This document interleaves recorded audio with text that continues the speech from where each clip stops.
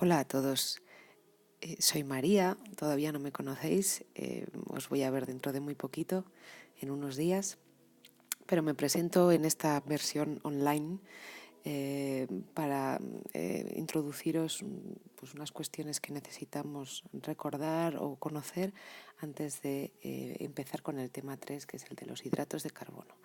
Vamos a hablar de algunas cuestiones de isomería. Seguramente vosotros ya habéis estudiado algunas cuestiones acerca de esto, con lo que os va a resultar sencillo. ¿Qué son los isómeros? Los isómeros, por definición, son compuestos de tipo orgánico que poseen la misma fórmula molecular. Ahora hablaremos de lo que es una fórmula molecular. Esta es la definición básica. Dos isómeros, dos compuestos que son isómeros entre sí, tienen sí o sí la misma fórmula molecular. ¿Qué es la fórmula molecular? La fórmula molecular es una fórmula muy resumida que nos indica qué átomos forman parte de esta molécula, qué número de átomos forman parte de esta molécula y la proporción en la que se encuentran entre ellos. Esta fórmula nos da estos datos, pero no nos dice la disposición espacial de dichos átomos. Si os fijáis, vemos la fórmula molecular de la glucosa. Aquí abajo la tenéis. Tenemos la fórmula desarrollada de la glucosa, en la que sí que observamos la disposición de sus átomos. ¿Vale? Hidrógenos, oxígenos, aquí estarían los carbonos. Y la fórmula molecular o resumida de la glucosa es esta fórmula que aparece aquí, en la cual podemos observar que sabríamos el número de carbonos, de hidrógenos y de oxígenos y la proporción entre ellos, pero no sabemos la disposición espacial de los mismos. Así que dos compuestos son isómeros cuando tienen la misma fórmula molecular. ¿Y qué es lo que es diferente entonces? La disposición espacial de esos átomos que tienen en la misma proporción. La disposición espacial de los átomos que forman parte de la molécula es determinante para definir su función biológica, su función bioquímica, ya que en nuestro organismo, en nuestra química, la disposición espacial, la forma, la conformación que tienen las moléculas es muy, muy importante, ya que las enzimas reconocen específicamente ciertas configuraciones para poder actuar. Nosotros vamos a hablar de dos grandes grupos de isómeros fundamentalmente y nos centraremos además sobre todo en los estereoisómeros porque son los que realmente tienen importancia bioquímica en nuestro organismo. Así que observaremos en un primer grupo, que son los isómeros estructurales, que, como hemos dicho antes, siempre van a tener la misma fórmula molecular, pero va a variar la disposición de ciertos átomos dentro de la cadena o de ciertos grupos funcionales. Y luego hablaremos de un segundo gran grupo, que son los estereoisómeros, que en este caso sí que tienen, además de tener la misma fórmula molecular, tienen la misma disposición del esqueleto central de la cadena, que suele ser una secuencia de átomos de carbono unidos entre sí por enlaces covalentes. Poseen la misma disposición de esos carbonos, pero la orientación espacial de los mismos es diferente. Y vamos a hablar en profundidad de este tipo de isómeros. Dentro de este primer gran grupo de isómeros estructurales o también llamados de constitución, vemos un subgrupo de compuestos que se llaman isómeros de posición, que son aquellos que, como cualquier isómero, tienen la misma fórmula molecular y además también poseen el mismo grupo funcional. ¿En qué varían entonces? ¿En qué se diferencian estos isómeros? Se diferencian en que la posición de este grupo funcional que comparten está en distinta posición sobre el esqueleto central, que en este caso es un esqueleto, en el ejemplo, es un esqueleto de carbonos. ¿Veis? Bueno, pues el grupo funcional, que es un grupo hidroxilo que está aquí, en el primer isómero se encuentra enganchado, digamos de alguna manera, a este último carbono de la cadena, y en el segundo isómero se encuentra enganchado a otro carbono diferente de la cadena. ¿Estos compuestos son muy diferentes entre sí? Pues realmente no son muy diferentes. Comparten muchas características físicas y químicas. ¿Qué quiere decir eso? Pues la forma en la que se disuelven, en la que sus puntos de fusión, etcétera, etcétera. ¿Por qué? Porque son dos alcoholes, son el mismo compuesto, butanol, solo que su grupo funcional está colocado en distintos carbonos. Hay otro tipo de isómeros que son isómeros de cadena. Los isómeros de cadena, al igual que los anteriores, pues son isómeros con el mismo grupo, isómeros con la misma fórmula molecular, en los cuales vemos que ese esqueleto de carbonos se dibuja de distinta manera. El ejemplo es este pentano que observamos aquí en la diapositiva. Hay estos dos isómeros del pentano que nos expone. En el primero observamos que el esqueleto de carbonos es lineal y en el segundo isómero, que es el isopentano, observamos que el esqueleto de carbono tiene dos ramas. Una rama aquí y otra rama que diverge desde este punto. ¿Vale? Realmente de lo que nos habla es de cómo se distribuye el esqueleto de carbonos. Pero los compuestos son muy parecidos, son isómeros, son muy parecidos, son el mismo compuesto, es un pentano. Y por último tenemos una serie de compuestos que se denominan isómeros funcionales y en los que ya son compuestos muy diferentes. Tienen la misma fórmula molecular, pero tienen distintos grupos funcionales. Fijaros, en el ejemplo nos habla de un alcohol etílico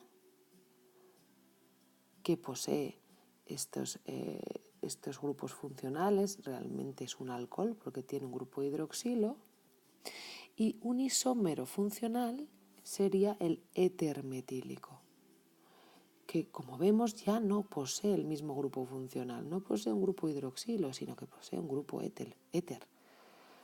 ¿Qué quiere decir esto? Que son dos compuestos isómeros, pero ya son muy diferentes, porque lo que realmente define el comportamiento físico-químico de un compuesto es los grupos funcionales que posee. Y no es lo mismo tener un grupo alcohólico que tener un grupo de tipo éter. Entonces son isómeros, pero ya son muy diferentes. Otra gran familia de compuestos está formada por los estereoisómeros. ¿Qué son los estereoisómeros? Los estereoisómeros son isómeros que, por supuesto, como siempre, tienen la misma fórmula molecular. Además, también tienen la misma fórmula estructural. ¿Qué quiere decir? Que la fórmula desarrollada es igual. La forma en la que se enganchan los carbonos, el esqueleto carbonado, e incluso la forma en la posición en la que se encuentran enganchados los grupos funcionales es la misma. Bueno, entonces si tienen la misma fórmula molecular y la misma fórmula estructural, ¿en qué se diferencian? Se diferencian en la orientación espacial, cómo se posicionan espacialmente estos átomos de carbono. Es decir, nosotros podemos tener dos compuestos que tengan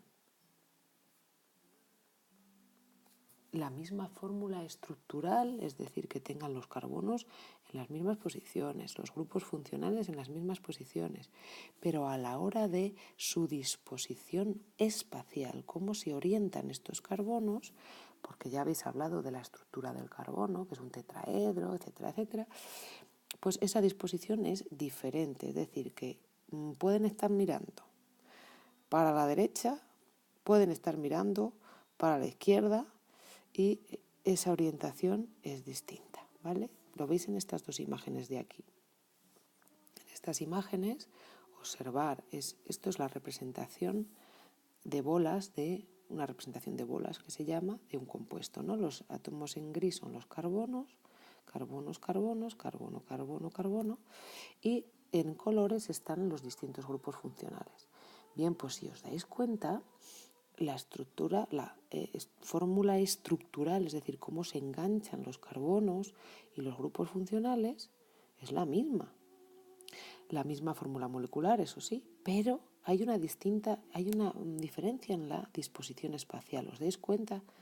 Este grupo funcional de color verde está por delante del plano aquí y en este otro compuesto está por detrás del plano. Eso determina que cuando venga una enzima aquí a procesar el compuesto diga, uy,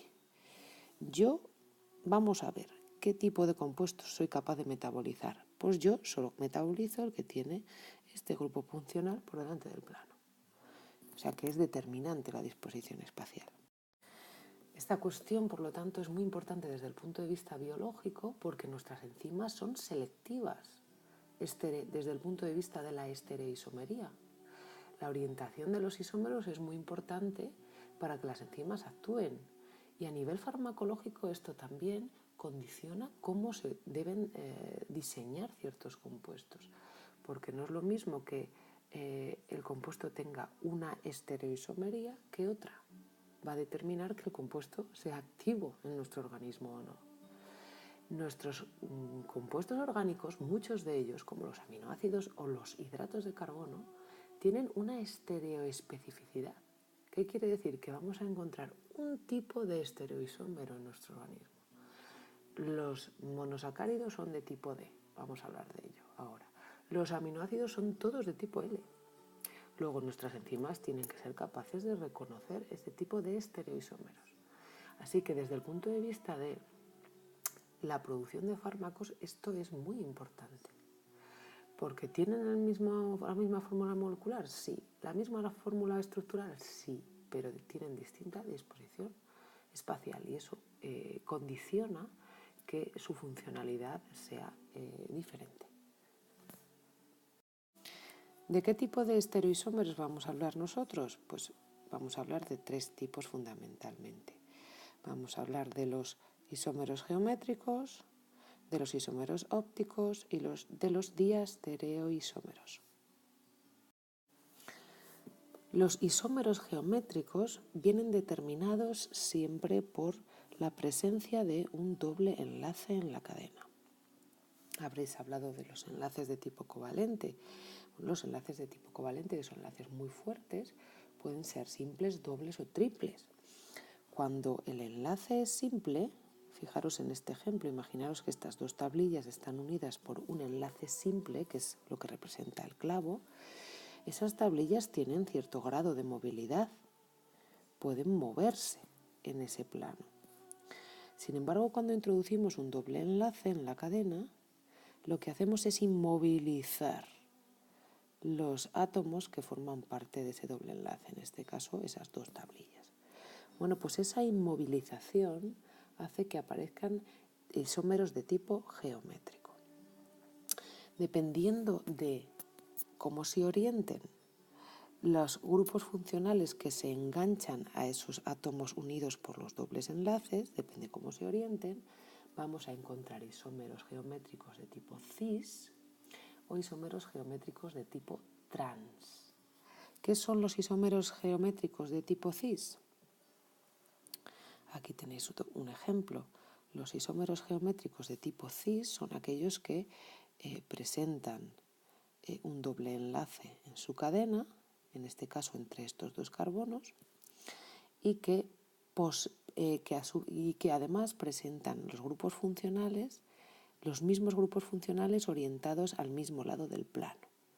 Pues en este caso tenemos un compuesto con dos carbonos unidos por un doble enlace y a esos carbonos se les unen un hidrógeno y un grupo metilo y un grupo metilo.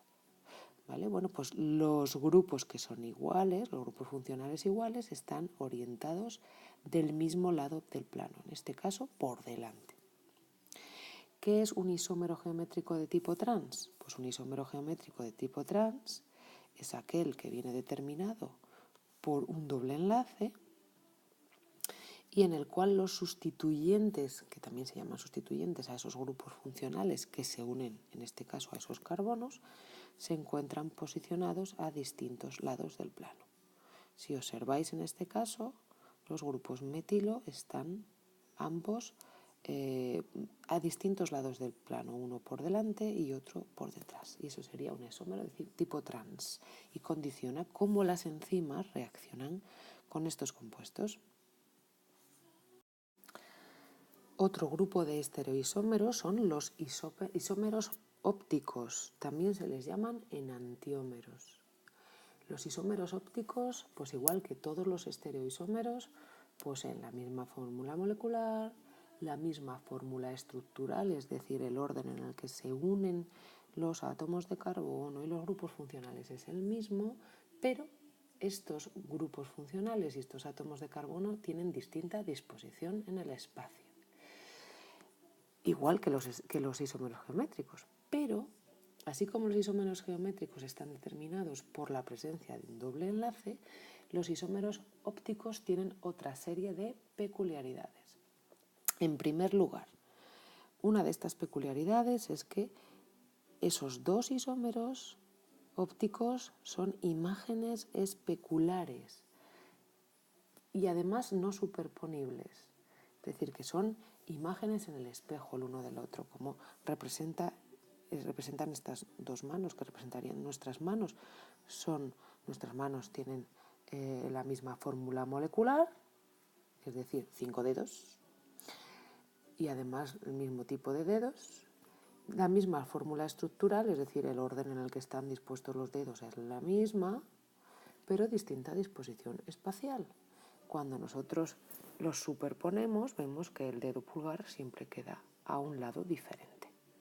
¿Vale? Entonces tienen distinta disposición espacial y son imágenes especulares y no superponibles. Además tienen, aunque tengan propiedades físico-químicas muy parecidas, porque son el mismo tipo de compuesto, tienen una actividad física que es diferente, que es la actividad óptica. Tienen distinta actividad óptica. ¿Qué es la actividad óptica? La actividad óptica hace referencia a la capacidad que tienen estos compuestos de desviar el plano de vibración de la luz polarizada cuando pasa a su través. Es decir, si nosotros hacemos pasar un haz de luz polarizada, la luz polarizada no sé si sabéis lo que es, la luz polarizada es una luz cuyas ondas vibran en un solo plano, en una sola dirección, arriba, abajo, como viene indicado aquí en esta imagen, ¿veis? Esto es luz polarizada. Las ondas de luz vibran en un solo sentido, mientras que la luz corpuscular normal vibra en todas las direcciones. Bueno, pues cuando hacemos pasar un haz de luz polarizada a través de un compuesto con isómeros ópticos, la luz polarizada cambia el sentido de giro de sus partículas. ¿Veis? Si giran arriba abajo al pasar por un compuesto que tenga isómeros ópticos, el haz de luz polarizada se desvía. Esto nos permite clasificar los isómeros ópticos en función a su actividad óptica en dos tipos. Aquellos que desvían la luz polarizada hacia la derecha son dextrógiros. ¿Vale? Dextrógiros. Y también se les denomina isómeros tipo más. Y aquellos que desvían la luz polarizada a la izquierda son levógiros o de tipo menos. ¿Vale? Otra peculiaridad de los isómeros ópticos es que todos ellos poseen al menos un carbono quiral o asimétrico. ¿Qué es un carbono quiral o asimétrico? Es un carbono que tiene 4 sustituyentes diferentes unidos a él. Sabéis que el átomo de carbono puede establecer 4 enlaces covalentes. Bueno, pues cuando los grupos funcionales o compuestos que se unen a ese carbono son diferentes, se forma un carbono quiral o asimétrico. Aquí veis dos ejemplos. ¿Vale? Aquí tenemos un carbono que es el átomo representado como una bola negra, al cual se unen 4 sustituyentes diferentes, A, B, C y aquí este le llama H. Eso determina que el carbono sea de tipo asimétrico. Existen 2 nomenclaturas, bueno, más de 2 realmente, pero os voy a mencionar 2 nomenclaturas para denominar los isómeros ópticos. Nosotros vamos a utilizar fundamentalmente la primera de ellas, que se llama nomenclatura de Fischer. La nomenclatura de Fischer se basa en la orientación de los sustituyentes de la cadena de nuestros átomos de carbono, basándose en la comparación de esa cadena con el gliceraldehído. Así lo estableció este hombre que se llama Fischer. Aquí veis el gliceraldehído, ¿no? ¿Veis el gliceraldehído? Entonces el gliceraldehído es un hidrato de carbono muy sencillo, el más sencillo, tiene solo 3 carbonos. Entonces los sustituyentes del gliceraldehído son pues, grupo hidroxilo, grupo hidroxilo, grupo hidroxilo y un hidrógeno. Bueno, pues cuando nosotros ponemos el carbono número 2, que es este, en el centro, el hidroxilo orientado delante del plano, este hidrógeno orientado delante del plano y los otros 2 carbonos orientados detrás del plano, tenemos un D-gliceraldehído. De forma resumida, podemos decir que el D-gliceraldehído es aquel que tiene su grupo hidroxilo orientado a la derecha en el carbono asimétrico más alejado del grupo funcional principal, que en el caso de los hidratos de carbono pues es el aldehído o la acetona. Ya hablaremos eso en el tema 3. ¿Vale? Entonces, este carbono asimétrico tiene el hidroxilo a la derecha. Y el otro isómero óptico del gliceraldehído es el L-gliceraldehído, en el cual encontramos el hidroxilo orientado a la izquierda. Entonces, cuando nosotros comparamos pues un hidrato de carbono, por ejemplo, como el de la glucosa, veis por ejemplo aquí, la glucosa, lo comparamos con el D y el L-gliceraldehído, observamos que la glucosa, si tiene el hidroxilo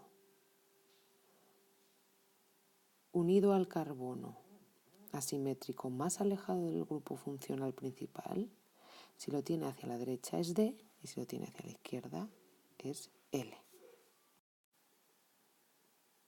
Otra nomenclatura que se utiliza habitualmente para designar los isómeros ópticos es la nomenclatura RS, que es muy química, nosotros no la vamos a usar realmente. Así como la nomenclatura de Fischer nos dice si un compuesto es D o L en función al el carbono asimétrico más alejado del grupo funcional principal, es decir, se fija solo en un carbono asimétrico. El sistema RS se fija en todos los carbonos asimétricos que tiene un compuesto y los denomina a todos ellos. Fijaros, es un sistema bastante más complejo y lo que hace es darle una numeración a cada grupo funcional en base a sus números atómicos, les da como una numeración y en base a eso decide si cada carbono asimétrico es R o es S. Entonces, si os fijáis aquí, la glucosa nos muestra la D-glucosa y la L-glucosa. Esto sería en base a la nomenclatura de Fischer, y en base a la nomenclatura de RS lo que hace es denominar cada carbono como R o S. Ya os digo que es una forma de nombrar bastante compleja y no me voy a extender en ella, ¿vale? Entonces, esta de glucosa, según la nomenclatura RS, sería una RSRR glucosa. Y esta L-glucosa, según la nomenclatura RS, sería una SRSS glucosa. ¿Vale? Esa prácticamente no la vamos a utilizar. Como os mencionaba antes, en nuestro organismo hay una serie de compuestos que tienen una estereoquímica específica y concreta, y que esto va a determinar cómo las enzimas van a actuar sobre estos compuestos a la hora de metabolizarlos o de incluirlos en rutas bioquímicas concretas. Estos compuestos, hay varios, pero los más fundamentales son los aminoácidos y los monosacáridos. Todas las macromoléculas que en su base son cadenas hidrocarbonadas pueden poseer varios centros quirales o carbonos asimétricos. Entonces tienen isomería óptica. Es el caso de los aminoácidos y es el caso de los monosacáridos. La nomenclatura que se utiliza para designar este tipo de isómeros ópticos es la nomenclatura de Fischer, DL. No vamos a encontrar la nomenclatura RS cuando hablamos de cuestiones biológicas, bioquímicas, macromoléculas, en definitiva. Entonces, es muy curioso el hecho de que nuestros compuestos tengan estereoespecificidad. En concreto, los aminoácidos son todos del tipo L. Un aminoácido del tipo D no es metabolizado. Pasa absolutamente desapercibido ante una enzima que solo es capaz de procesar o metabolizar aquellos aminoácidos que son tipo D, tipo L. Y en el caso de los monosacáridos es al contrario, los monosacáridos son todos de tipo D. Entonces, ¿esto para qué es importante? Es importante para que entendamos las rutas metabólicas, para que entendamos diseño específico de los compuestos de nuestro organismo, y desde un punto de vista farmacéutico, farmacológico, tiene una gran relevancia. Hay muchos fármacos creados, sintetizados por la industria farmacéutica que son compuestos con isomería óptica. Entonces, cuando se sintetizan de forma masa a gran escala, un compuesto que tiene isomería óptica, en la síntesis a gran escala aparece en todas sus variantes. Aparece, por ejemplo, si tiene isomería DL, usamos esa nomenclatura. Cuando sintetizamos ese compuesto, se crea al 50% la forma D y al 50% la forma L. Entonces, farmacológicamente, el compuesto va a tener una actividad diferente en nuestro organismo si es D o si es L. Un ejemplo, dos ejemplos más bien. Aquí veis un compuesto que se llama levodopa. La levodopa es un compuesto que actúa a nivel del sistema nervioso central. Es un fármaco que se usa en Alzheimer, en Parkinson, en enfermedades de tipo neurodegenerativo. Es un compuesto que tiene isomería óptica. Por lo tanto, vamos a encontrar isómeros ópticos, y cuando se sintetizan todos esos isómeros ópticos. Eso se llama mezcla racémica, es decir, al final de la síntesis de levodopa vamos a encontrar D y L. ¿Qué es lo que sucede? Que solo uno de los isómeros tiene actividad en nuestro organismo. Ahora no recuerdo bien si era el D o el L, pero uno de ellos. ¿Para qué hay que tener esto en cuenta? Pues hay que tenerlo en cuenta a la hora de describir las dosis necesarias para obtener un efecto concreto en el paciente. Porque no es lo mismo que tengamos 100 miligramos del compuesto que tengamos 50. Porque la mitad del compuesto no es activo. Lo mismo pasa con el ibuprofeno. Cuando se sintetiza, como es el compuesto con isomería óptica, la mitad de lo que se sintetiza es inactivo. ¿Qué pasa? Que en nuestro organismo solo una pequeña cantidad de la forma inactiva, que es uno de los isómeros ópticos, es transformada en forma activa. Entonces, farmacológicamente hay que tener esto en cuenta para saber, para describir lo que hay activamente va a actuar en nuestro organismo de ese compuesto, y describir las dosis que un paciente de una edad determinada y un sexo determinado se tiene que tomar para obtener un efecto determinado. En estos dos casos, el hecho de que haya isómero D e isómero L en el fármaco, en la capsulita que nos tomamos, no tiene mucha relevancia, porque una forma es activa y otra forma es inactiva, y la forma inactiva es absolutamente inocua. Pero hay casos en los que esto no ha sido así. Hay un caso muy famoso, históricamente famoso, que sucedió en los Estados Unidos. Fue muy polémico en torno a un fármaco llamado talidomida. Probablemente os suene porque todavía hasta el año pasado se estuvo dando vueltas a la cuestión de la talidomida y todo lo que afectó a la población. La talidomida es un compuesto que tiene isomería óptica. Cuando se sintetiza, su forma D y su forma L están, las dos, ambas están presentes, o su forma R, S, en fin, ambas están presentes en la mezcla. ¿Qué pasa en este caso? Que este fármaco que se fabricaba para,